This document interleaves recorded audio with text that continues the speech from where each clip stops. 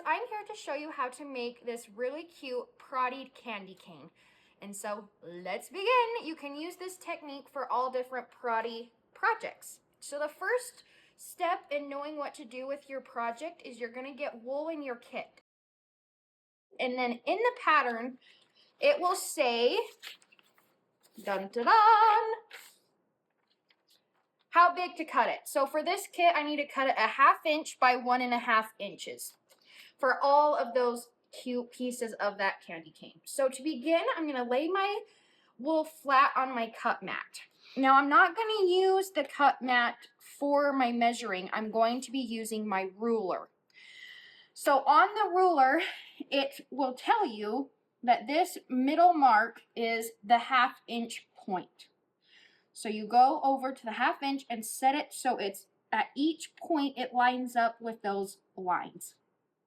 And then you are going to cut it. Once you have those long strips, you'll cut them down into shorter lengths. A strip stick is a tool that helps you quickly cut your pieces. So the first step is you take the edge of the wool and put it on the edge farthest away from you. And you're going to hold it with your finger. And then you're going to wrap it around the stick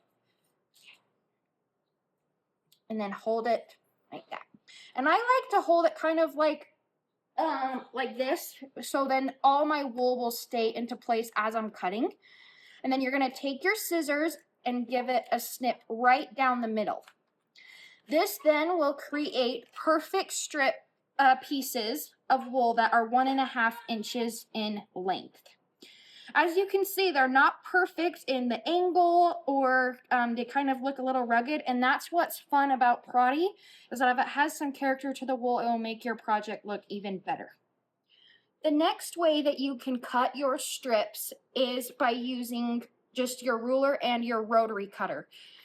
So I am a very impatient person, so I like to have 4 strips at a time so I can cut faster and have my strips cut done.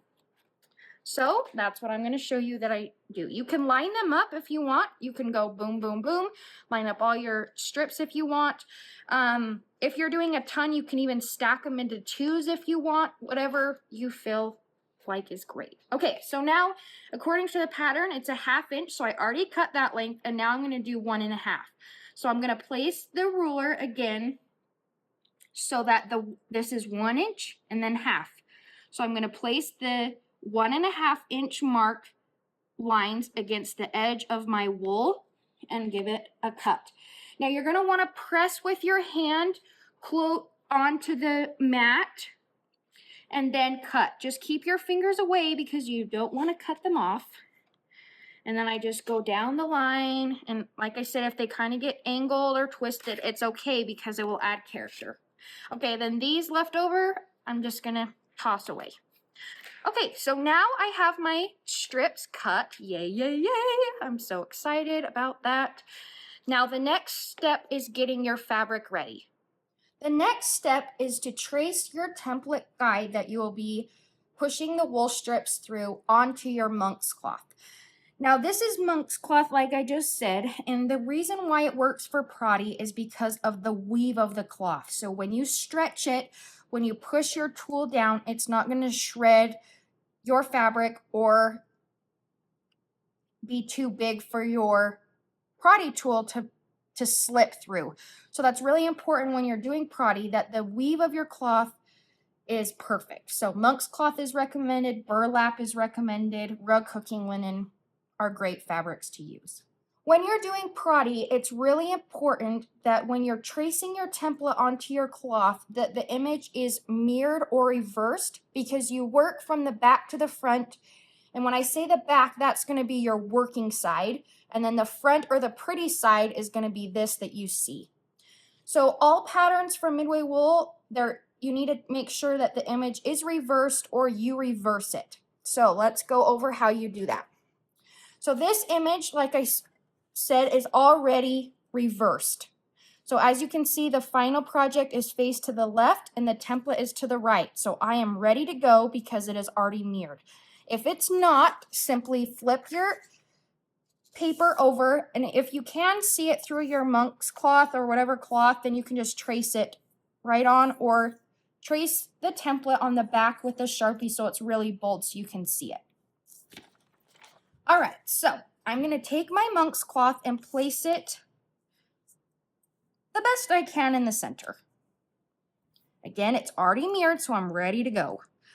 I am doing this on a light box. If you do not have a light box, you can tape the paper to the window and tape the corner edges of the monk's cloth against the window and then trace it if you do not have a light box. Okay, so I'm just going to use a Sharpie, and using a Sharpie can be kind of scary because it's so permanent, but don't worry, it's okay. You won't be able to see it from the front because, again, this is the back or the working side that I'm looking at. Okay, now that it's traced, I'm going to place it into my hoop. The next step is putting the monk's cloth or your cloth into your hoop. I'm going to place the hoop that does not have the hardware down first. And then I'm going to place the cloth on top and center it the best I can. And then I'm going to put the hoop with the hardware over the top. Now this is the working side, and so I need to be able to see my traced lines in order to know where to place my wool strip. So the trace side is facing up towards me. Now this needs to be really, really tight. So I'm going to take it and tighten it up till it kind of gets a little bit tight, and then I'm just going to work around in a circle until I feel like it's tight. And again, as I go, I'm going to use that hardware at the top to tighten it.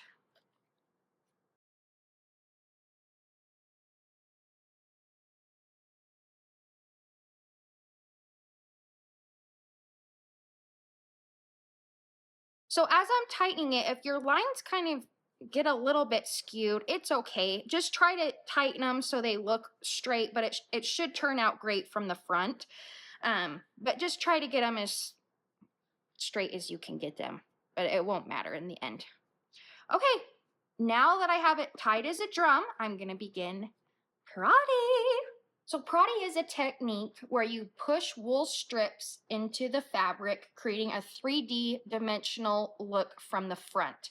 So again, this is my working side. As I look at my pattern picture, I'm going to start with white and the sparkle cream first, and then do red, white, and go up my candy cane. All right, I'm going to hold my hoop on an angle here, and then I have my lovely Proddy tool. I'm going to go inside of the traced line and give it a nice hole. Now, don't be scared. See how big that hole is? The bigger the hole, the easier it is on your hands, which we want. Now I'm going to take the corner edge of the wool strip and push it down into that hole.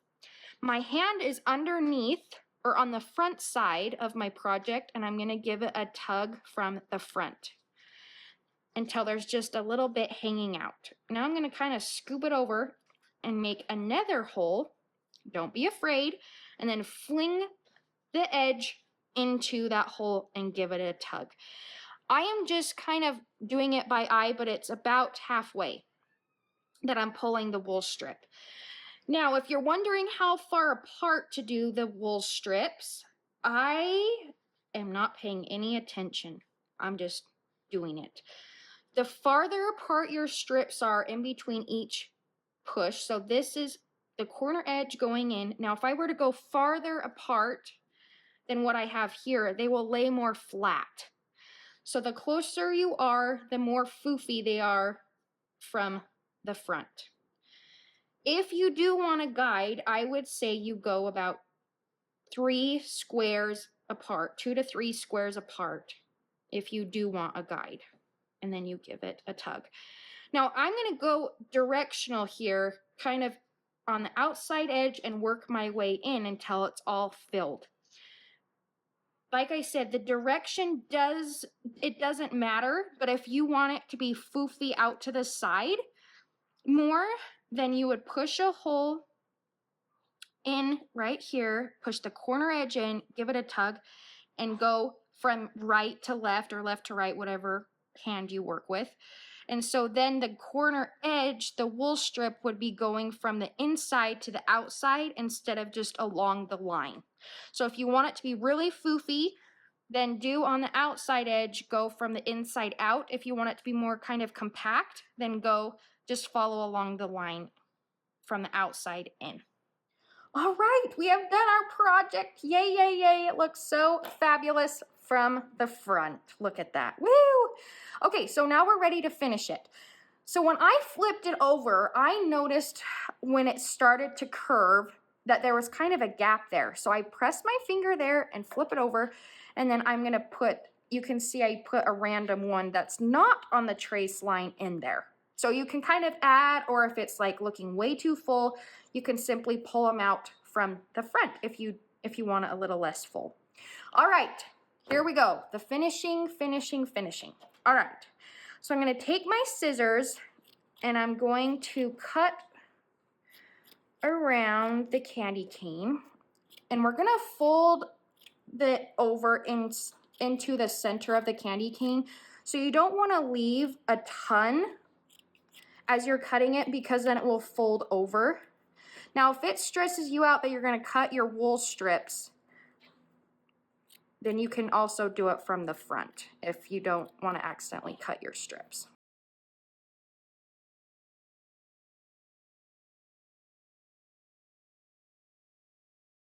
Okay, now that it is kind of rough cutted around my shape, I'm going to go about every 2 inches and cut from the outside in, creating flaps.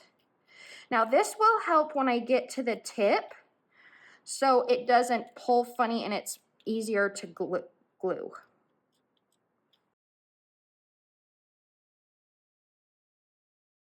Now that it's all cut, we are gonna grab a handy dandy glue gun, which are so fun. And I'm gonna start on the very edge of my wool, and I'm just gonna fold it over. Now, I don't like to burn myself, which hopefully no one does, and so I like to dab it with the end of my glue gun to set it for a second, and then I use my fingers. So again, I go on the edge, dab, dab, dab. Now, monk's cloth likes to shred a lot. As you can see, there's stuff everywhere. So you can put it as far, I mean, you can just hot glue the heck out of it if you want, it doesn't matter. Okay, now when you get to a curve or a point, you're gonna wanna make sure that you get hot glue on it, because as you can see here, it's fraying a lot. So I don't want it to fray into my wool strips.